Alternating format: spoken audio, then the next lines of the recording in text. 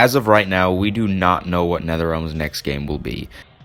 It is very likely it will be announced in December at the Video Game Awards, but it could be Injustice 3, a Marvel game, or what I want the most, Mortal Kombat 12. But as of now, all we can do is speculate. But NetherRealm's last Mortal Kombat game, Mortal Kombat 11, was a mixed bag, at least to me. A lot of things I really liked, but other things I hated, mostly to do with the story. If NetherRealm's next game is Mortal Kombat 12, here are the top 10 things I do and don't want to see return. This is assuming the next game is about the Great Kung Lao, and just a disclaimer, I am by no means saying the next game is 100% Mortal Kombat 12. I am not The Wave Report or any other of these cringe Mortal Kombat 12 leak channels. I want to be 100% honest with you guys, not only with my opinion on Mortal Kombat, but I want to be the most reliable source for Mortal Kombat news. With that being said, there will be 5 things I do want and then 5 things I don't want. Let's get into it. And the first thing I want to see return in Mortal Kombat 12 is intro dialogues and endings being taken seriously again. Intro dialogues were first introduced in Mortal Kombat X and in my opinion were done better in X than 11. Mortal Kombat X intro dialogues gave some honestly very interesting insight into the story. Like these two that allude to Noob SAIBOT being alive.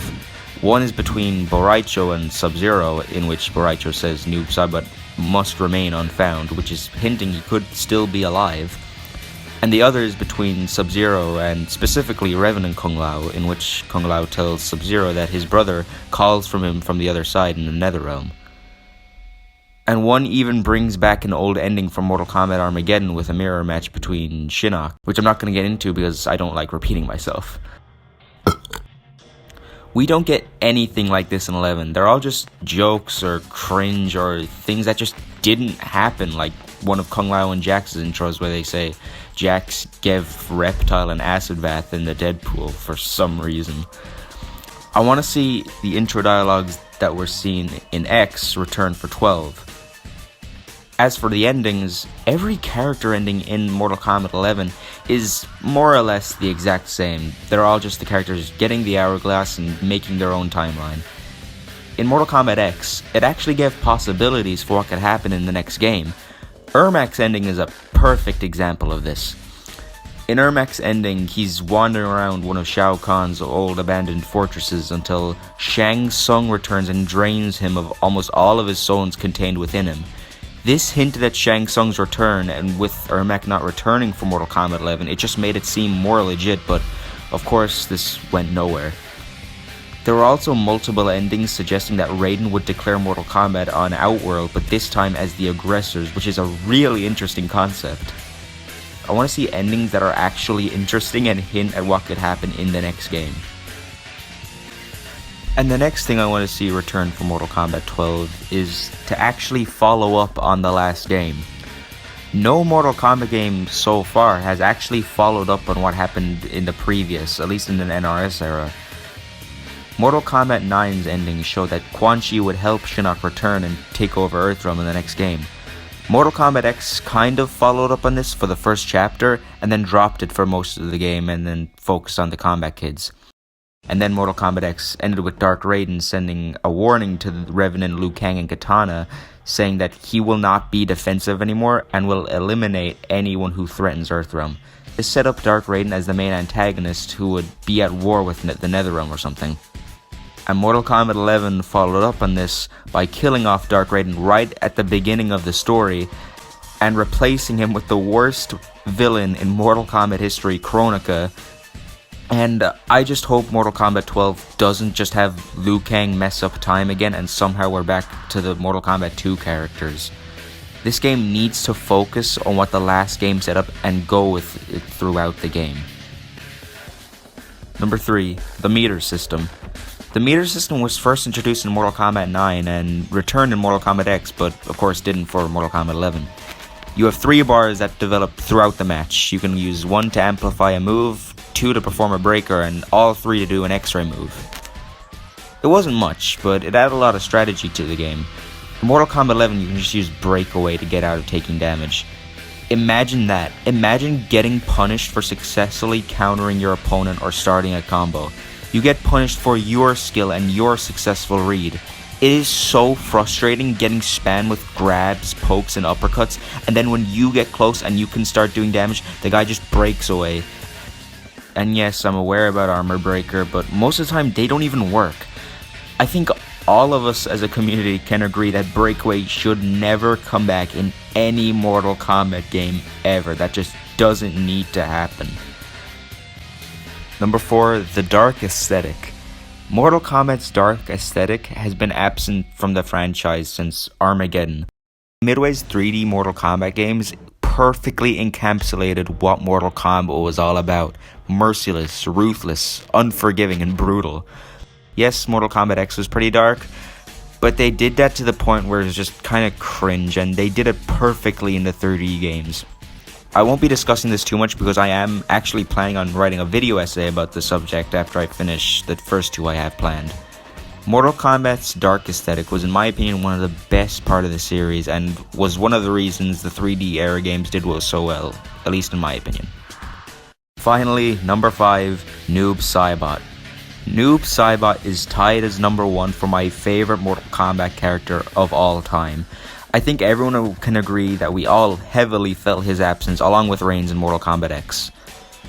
In my opinion, you can't have a Mortal Kombat game without NOOB SAIBOT. It just doesn't feel right. And yes, I know this game will at least most likely be set in the era of the Great Kung Lao, and Bi-Han was at least in the original timeline 32 in Mortal Kombat 1. But it was said in Mortal Kombat 11 that Sub-Zero actually had Edenian descent because the Cryomancers were originally from Edenia but banished outworld by Sindel. I know people do not like the canonization of retcons, especially when they were made by Dominic Cianciolo, but that would be the only way to have NOOB SAIBOT in the story mode. I do believe he will be at least playable on the roster. And now onto the things I do not want to return. And the first thing I do not want to see return in Mortal Kombat 12 is shunning the 3D era characters. Ever since the new timeline began, it seems that NRS has just completely shunned the 3D era characters, except for obviously Kenshi, Tanya, and Quan Chi. Give Nitara, Serena, and especially Ashura a chance. Reiko and Kai are both characters that have so much potential, but you choose to do nothing with them. How the hell has Havoc only appeared in the comics and not in an NRS game so far? Imagine how good he'd look in next-gen graphics.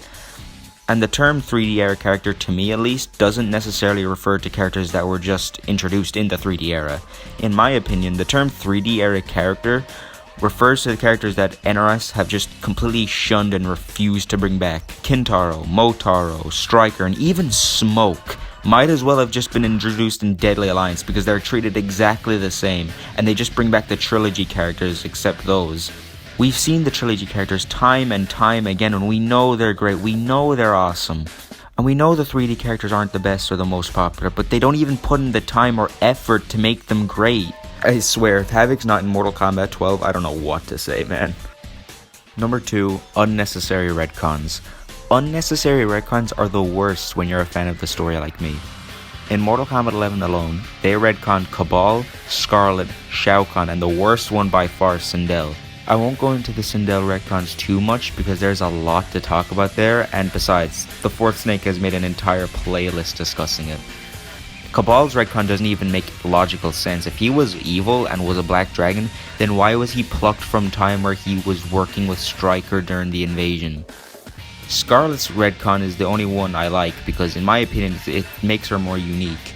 Originally she was an experiment created by Shao Kahn in the Flesh Pits, which we pretty much already have with Melina even though she was created by Shang Tsung, and Ermac even though he wasn't created in the Flesh Pits. In Mortal Kombat 11 she was retconned to a starving peasant on the streets of Outworld who was brought in by Shao Kahn and taught blood magic. Even though that doesn't suit Shao Kahn's character at all, it does make Scarlet a bit more unique in my opinion. Shao Kahn's retcons I've discussed before, but it's basically just he was made no longer a god in Mortal Kombat 11. Number 3, the Fatal Blow system. I don't have much to say when it comes to this part, so I'll make it quick. The Fatal Blow system is, in my opinion, an annoying get-out-of-jail-free card that you don't need to work for when you're in a bad spot in a match. You don't even have to work for it, you can just get it when you're under 30% health. At least with the meter system, there was strategy involved and you would have to decide whether you'd amplify a move or do a breaker or perform your X-ray, but no, you just get it.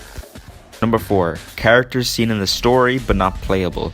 I think we can all agree as a community that seeing characters that are not playable in the roster but only appear in cutscenes in the story mode and are only fightable in the story mode is very frustrating. For example, being able to fight Rain and Baraka in Mortal Kombat X's story mode but not being able to play as them was a big mistake, and in my opinion, not being able to play as Sector or Cyrax in Mortal Kombat 11 was worse, because I believe you need at the very least one Cyborg on the roster of a Mortal Kombat game. Imagine making a model, a moveset, and casting a voice actor for a character you're never going to be able to play as by normal means and not going into the files of the game. That is just downright annoying. Number 5, guest characters. This is the big one for me. Let me start off by saying I don't mind seeing 1 or 2 guest characters. It was so cool seeing Predator in Mortal Kombat X, that was great. But did anyone really want RoboCop in Mortal Kombat 11? And it's impossible to ask for no guest characters in the game. They make NRS far too much money for them not to. Don't get me wrong, some are great, but we don't want too many.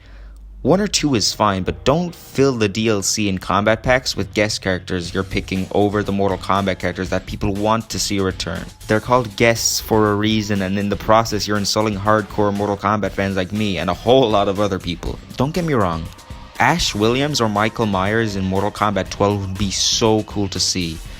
There are some characters I'd like to see in Mortal Kombat 12, like Vaz from Far Cry 3. Imagine Michael Mondo doing mocap and voice acting for Vaz in a Mortal Kombat game. That would be so cool. Did I ever tell you the definition of insanity?